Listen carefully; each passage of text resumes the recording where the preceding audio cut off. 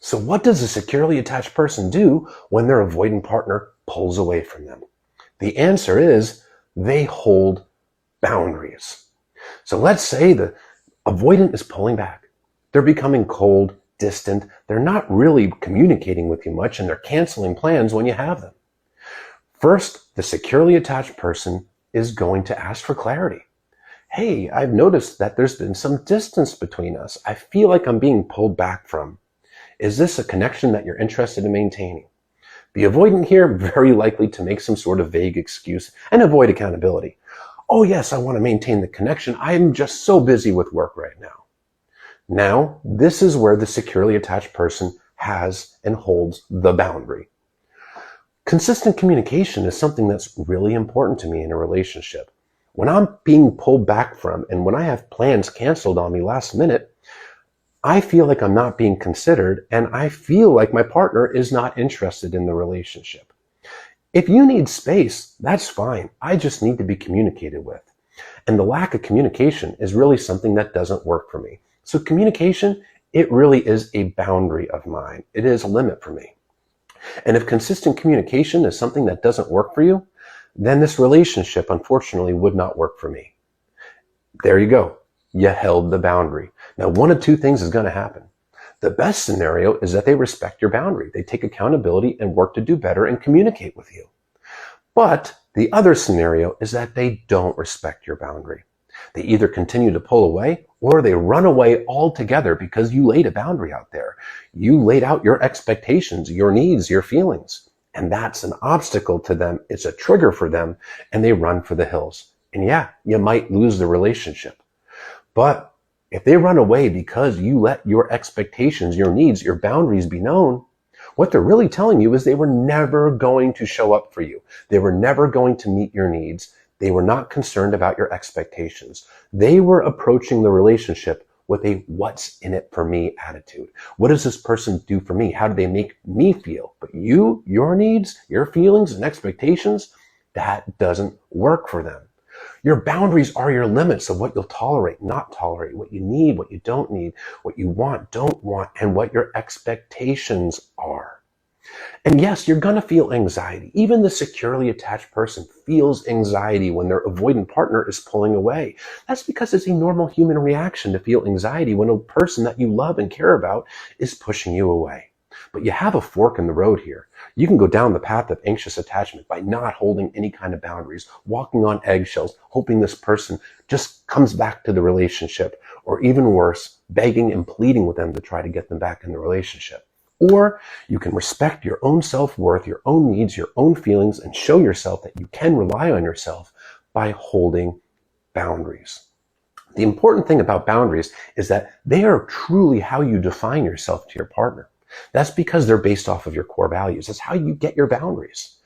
And if you ever want to wonder or find out what your core value is behind a boundary, well, think of your boundaries. Think of a boundary you have. Like, for example, I don't want to be cheated on.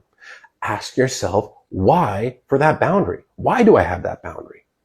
Because I believe in trust in a relationship. I believe in faithfulness. I believe in monogamy. Your answer, why, is the core value behind that boundary. Your boundaries are so important to you because they're based on your values. So when your partner is not respecting your boundaries, when they're not showing any effort, care, or concern for your needs, your expectations, your boundaries, what they're actually showing you is that there is a fundamental difference, an incompatibility in core values between you and them. In healthy relationships that last the distance, they have something in common. Both partners know each other's boundaries and they work to respect them. That's because they're emotionally available for each other. Emotional availability requires two main components. One, the ability and willingness to form deep emotional bonds and connections. And number two, the ability and willingness to empathize with your partner, to care about their feelings, their needs, their expectations, and to feel their feelings along with them. The avoidant is not doing that when they're not respecting your boundaries because they're not empathizing with your needs. They're not considering your feelings. It's all about them. And a person that approaches a relationship with a what's in it for me attitude is not empathizing with your needs, and they're not going to respect your boundaries. So if you lose this relationship because of that, you're losing a one-sided relationship with a person that really isn't showing up for you, and they are not emotionally investing in you the way that you are with them. When you're in a relationship with a person that's emotionally unavailable and they're not respecting your boundaries, you are in a car heading towards a cliff. By not holding boundaries, you're not preventing the car from going off the cliff. You're just slowing down the speed of the car. It's going to get to the cliff. You're only delaying the inevitable. What this means is you are delaying the inevitable ending of the relationship, the failure of the relationship. But what you're doing is you're spending more time and emotional energy into a person that is not investing it in you.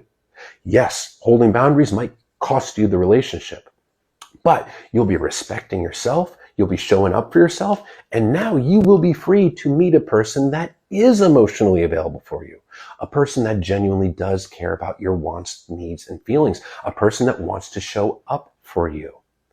But when you're not holding boundaries and you're prolonging the relationship with the unavailable avoidant, you are tied up with them. You are not free to meet the person that will emotionally invest into you the way that you will with them. When you get into a relationship with this person, you really do have a fork in the road. You can go down anxiousness or the path of secure attachment. And yes, the secure attacher does feel anxiety. I want to reiterate that. They do feel anxiety. But there is a powerful message in every action and inaction that you do in a relationship. When you take action or inaction, you're sending yourself a message through that. So for example, when you hold boundaries, you're actually subconsciously telling yourself that your needs matter, your feelings matter, and that you can rely on yourself to take care of yourself even when it's hard. It's a very secure and powerful message that respects your own self-worth.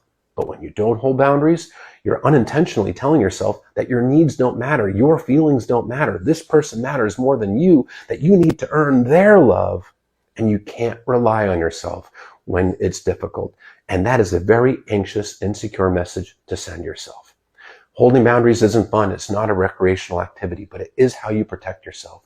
Because emotionally unavailable people, like severe avoidants and narcissists, they cannot maintain long-term relationships with people that have, hold, and enforce boundaries. They can't do it.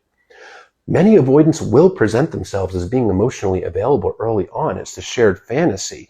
It's the romance novel, the fairy tale. Their fears haven't been triggered yet, but they will eventually reveal themselves. And when they do, it is so important to hold boundaries. Otherwise, you're wasting time and emotional energy that you will never get back. Respect yourself, hold those boundaries, because you deserve somebody who does care about your needs and feelings just like you would theirs. Don't sell yourself short.